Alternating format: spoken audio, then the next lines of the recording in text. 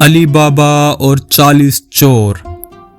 ایک چھوٹے سے گاؤں میں ایک غریب مگر ایماندار لکڑہارا رہتا تھا جس کا نام علی بابا تھا۔ وہ سخت محنت کرتا تاکہ اپنے بیوی بچوں کا پیٹ پال سکے۔ ایک دن جنگل میں لکڑیاں کاٹتے ہوئے علی بابا نے گھوڑوں کے تیز قدموں کی آواز سنی۔ وہ جلدی سے ایک درخت کے پیچھے چھپ گیا اور دیکھا کہ 40 چوروں کا ایک گروہ مال سے لدے ہوئے خچروں کے ساتھ وہاں آیا ہے۔ چور ایک چٹانی پہاڑ کے پاس رکے۔ ان کا سردار آگے بڑھا اور زور سے بولا، کھل جا سم سم۔ علی بابا حیرت سے دیکھتا رہا جب چٹان ایک طرف ہٹ گئی اور ایک خفیہ غار کا دروازہ کھل گیا۔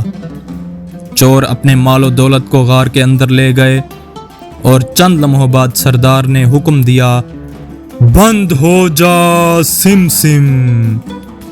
چٹان واپس اپنی جگہ پر آ گئی اور دروازہ غائب ہو گیا۔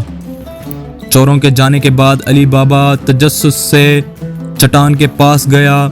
اس نے وہی جادوئی الفاظ دہرائے، کھل جا سم سم، اور چٹان نے پھر سے دروازہ کھول دیا۔ غار کے اندر علی بابا نے خزانے کے انبار دیکھے، سونے کے سکوں، چمکتے ہوئے جواہرات اور قیمتی اشیاء کے ڈھیر۔ حیرت زدہ مگر محتاط علی بابا نے صرف اتنا سونا لیا جو اس کے خاندان کی ضرورتوں کے لیے کافی ہو، اور وہاں سے چلا آیا۔ گھر پہنچ کر علی بابا نے اپنی بیوی کو یہ راز بتایا۔ اس کی بیوی نے خوشی سے سونا ناپنے کے لیے اپنے شوہر کے لالچی بھائی قاسم سے ترازو مانگنے چلی گئی۔ قاسم نے ترازو کے نیچے موم لگا دیا تاکہ معلوم ہو سکے کہ وہ کیا تول رہے ہیں۔ جب اس نے ترازو واپس لیا تو ایک سونے کا سکہ موم سے چپکا ہوا تھا۔ قاسم جو لالچ سے بھر گیا تھا، اس نے علی بابا سے خزانے کا راز بتانے کا مطالبہ کیا۔ علی بابا نے مجبوراً اسے غار اور جادوئی الفاظ کے بارے میں بتا دیا۔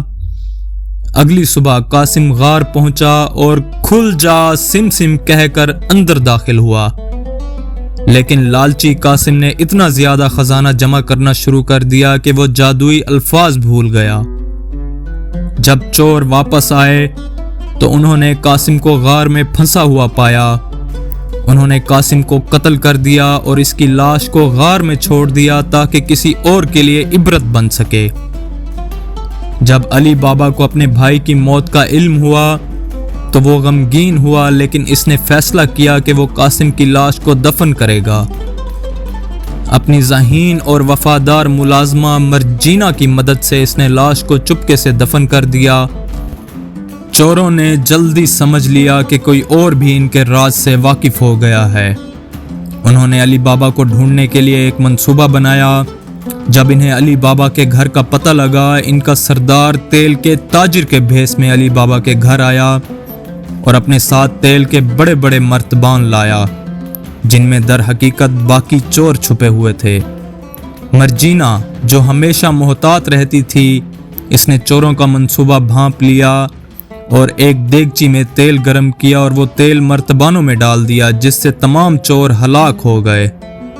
جب سردار نے علی بابا پر حملہ کرنے کی کوشش کی تو مرجینہ نے اسے بھی قتل کر دیا اور اپنے مالک اور اس کے خاندان کو بچا لیا۔ علی بابا مرجینہ کی بہادری کا شکر گزار ہوا اور اسے آزاد کر کے اپنے گھر میں عزت کا مقام دیا۔ اس کے بعد علی بابا خوشحال زندگی گزارنے لگا، لیکن وہ ہمیشہ عاجز اور عقل مند رہا اور کبھی لالچ میں نہ پڑا۔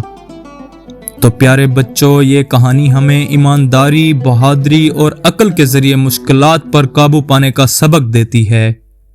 یہ یاد دلاتی ہے کہ لالچ تباہی کا سبب بنتا ہے، جبکہ وفاداری اور بہادری حقیقی خوشی اور دولت لاتی ہے۔